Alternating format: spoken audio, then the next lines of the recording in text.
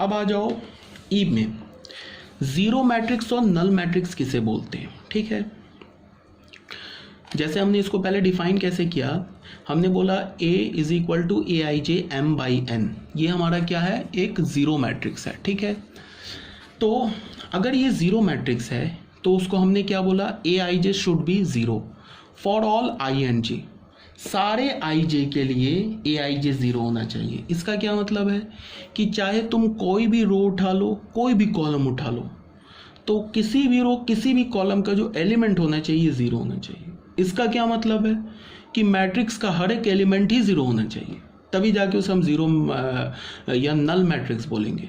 जैसे एक मैट्रिक्स देख लो, ये 1 बाई 1 ऑर्डर का मैट्रिक्स है, एक ही रो एक ही कॉलम है, तो उसका अगर ये नल मैट्रिक्स है तो वो जीरो होना चाहिए। ये हमारे पास 2 रोज एंड 3 कॉलम्स है, अगर ये नल मैट्रिक्स है तो हर एक एलिमेंट जीरो होना चाहिए। कोई भी एलिमेंट उठा लो, किसी भी रो किसी भी कॉलम का, वो जीरो होना चाहिए। ये 2 बाई 2 ऑर्डर का मैट्रिक्स है तो इसके भी हर एक एलिमेंट जीरो है, तो ये भी हमारा एक क्या है, एक जीरो मैट्रिक्स है। ठीक है, तो ये तो बहुत सिंपल सी बात है, इसमें कोई प्रॉब्लम नहीं होनी चाहिए। अब आ जाते हैं हम लोग एफ पार्ट में, स्क्वायर मैट्रिक्स में। इसमें क्या होता है, स्क्वायर वर्ड सुनते ही हमारे दिमाग में इक्वलिटी टाइप आता है। ठीक है, स्क्वायर हम किसे बोलते हैं, जैसे ज्योमेट्री में स्क्वायर जो होता है उसमें दोनों साइड्स इक्वल होते हैं। मैट्रिक्स में जो स्क्वायर होता है उसमें रोज एंड कॉलम्स इक्वल होते हैं। तो अगर मैंने बोला कि एक मैट्रिक्स है जो कि स्क्वायर मैट्रिक्स है, तो उससे हमें क्या पता चलेगा कि number of rows should be equal to number of columns. Number of rows and number of columns क्या होंगे, सेम होंगे, तब उसे हम क्या बोलेंगे कि स्क्वायर मैट्रिक्स बोलेंगे। तो इसमें क्या हुआ, if number of rows and number of columns in a matrix are equal then it is called a square matrix. Clear है। हमने बोला A I J M cross N या एम बाई एन बोला, अगर ये स्क्वायर मैट्रिक्स है तो m को n के इक्वल होना होगा, मतलब कि number of rows and number of columns को इक्वल होना होगा। ये बात क्लियर है, सिंपल सी बात है। जैसे ये एक स्क्वायर मैट्रिक्स है 2 बाई 2 ऑर्डर का, ये भी एक स्क्वायर मैट्रिक्स है 1 बाई 1 ऑर्डर का। देखो 1 बाई 1 एक ही एलिमेंट है ना, तो एक ही रो है एक ही कॉलम है, तो 1 बाई 1 ऑर्डर का स्क्वायर मैट्रिक्स है, 2 बाई 2 ऑर्डर का स्क्वायर मैट्रिक्स है। यहाँ तक क्लियर है ये बात। जैसे हमने क्या बोला कि ये एक 2 बाई 2 ऑर्डर का स्क्वायर मैट्रिक्स है। ठीक है, तो अभी जैसे मैंने स्टार्टिंग में क्या बोला था कि डिटर्मिनेंट जो होता है वो स्क्वायर मैट्रिक्स का ये डिफाइंड होता है। ठीक है, नॉन स्क्वायर मैट्रिक्स का डिटर्मिनेंट डिफाइंड नहीं होता है। तो जैसे हमने क्या बोला, मॉड ऑफ ए, तो मॉड ऑफ ए, ठीक है, इसको हम डिटर्मिनेंट ऑफ ए भी बोलते हैं।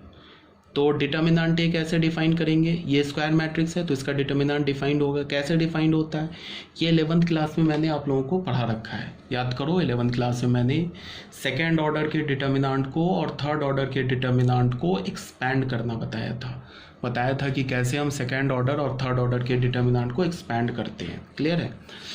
तो इसमें क्या होता है, ऐसे भी आपने जो फिजिक्स में पढ़ा होगा फर्स्ट चैप्टर, कौन सा आता है फर्स्ट चैप्टर तुम्हें, वो आता है मैथमेटिकल टूल्स, उसमें भी सिखाते हैं। ठीक है, ऐसे तुम नहीं, अगर तुम्हें पता है तो हम लोग नेक्स्ट चैप्टर जो है उसमें डिटर्मिनेंट, तो चैप्टर ही है हमारा जिसको हम पढ़ेंगे। तो अगर मैंने बोला इसे क्या पढ़ते हैं हम लोग, डिटर्मिनेंट ऑफ ए या मॉड ऑफ ए, ये किसके इक्वल होगा, A D minus B C के इक्वल होगा। अब ये A D minus B C क्या एक नंबर है, ए बी सी डी की जगह तुमने रियल नंबर रिप्लेस कर दोगे तो A D minus B C is nothing but a number, तो ये नंबर हो गया फिर ए बी सी। ठीक है, तो यहाँ पे देखो क्या होता है, इसको हमने बोला मॉड ऑफ ए या डिटर्मिनेंट ऑफ ए। तो यहाँ पे थोड़ा सा एक बात को तुम्हें ध्यान में रखना है, जैसे अगर मैंने बोला मॉड ऑफ ए और अगर ये ए एक डिटर्मिनेंट है तो डिटर्मिनेंट का अगर ये ए एक मैट्रिक्स है तो मैट्रिक्स का जो मॉड होता है ना, या मैट्रिक्स का जो डिटर्मिनेंट होता है, वो तो पॉजिटिव भी आ सकता है, निगेटिव भी आ सकता है और ज़ीरो भी आ सकता है। ठीक है, बट हमने रियल नंबर का मॉड क्या पढ़ा था, रियल नंबर के मॉड में तो हमने बोला था कि ऑलवेज नॉन निगेटिव होता है, या तो ज़ीरो हो गया तो पॉजिटिव होगा, निगेटिव तो बोला ही नहीं है। जैसे हमने बोला मॉड ऑफ ए, या तो पॉजिटिव होगा या तो ज़ीरो होगा, ये निगेटिव नहीं हो सकता। कब, जब ए हमारा रियल नंबर हो। जैसे -5 का मॉड हमें 5 आ गया, पॉजिटिव हो गया। अगर मैंने तुम्हें बोला कि माइनस, या फिर मैंने बोला कि 4 का मॉड क्या होगा, तो 4 वो पॉजिटिव आ गया। फिर मैंने बोला कि ज़ीरो का मॉड क्या होगा, ज़ीरो, ये नल नहीं लिखा है, ज़ीरो, ज़ीरो का मॉड क्या हो गया, ज़ीरो। तो हमने क्या देखा कि अगर तुम किसी रियल नंबर का मॉड निकालते हो तो पॉजिटिव या तो ज़ीरो होगा, बट अगर तुम किसी मैट्रिक्स का मॉड निकालते हो तो पॉजिटिव भी आ सकता है, वो ज़ीरो भी आ सकता है, वो निगेटिव भी आ सकता है। मॉड बोलने का मतलब डिटर्मिनेंट, डिटर्मिनेंट बोल लो या मॉड बोल लो। डिटर्मिनेंट पॉजिटिव भी हो सकता है, निगेटिव भी और ज़ीरो भी। इसी बात को यहाँ लिखा हुआ है। सबसे पहले तो ये लिखा हुआ है कि mod of A where A belongs to real number can be greater than equal to zero. यहाँ पे क्या लिखा है, mod of A can be greater than zero, less than zero, equal to zero if A is a square matrix. अगर A square matrix है तो clear हो गया। यहाँ पे जैसे तुम देख लो, ए मैट्रिक्स हमने ले लिया 0 1 2 3, 2x2 ऑर्डर का एक स्क्वायर मैट्रिक्स लिया। इसका मॉड कैलकुलेट करेंगे या डिटर्मिनेंट कैलकुलेट करेंगे तो क्या होगा, इसको ऐसे मल्टीप्लाई करेंगे क्रॉस करके, -2 × 1, तो वो क्या आ गया, -2, जो कि निगेटिव आ गया। तो मॉड ए निगेटिव आ गया।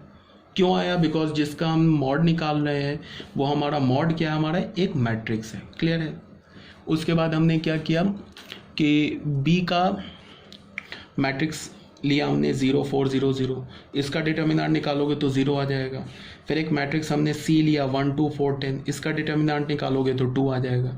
तो हमने क्या देखा, ए का डिटर्मिनेंट 0 भी आ गया, फिर सॉरी निगेटिव भी आ गया, 0 भी आ गया, पॉजिटिव भी आ गया। तो यहाँ से हमें क्या पता चला कि किसी मैट्रिक्स का डिटर्मिनेंट 0, निगेटिव एंड पॉजिटिव कुछ भी हो सकता है, बट किसी रियल नंबर का डिटर्मिनेंट ये किसी रियल नंबर का मॉड हमेशा पॉजिटिव होगा या तो 0 होगा। बहुत बोल दिया, इतने बोलने की मेरे ख्याल से ज़रूरत भी नहीं थी। ठीक है।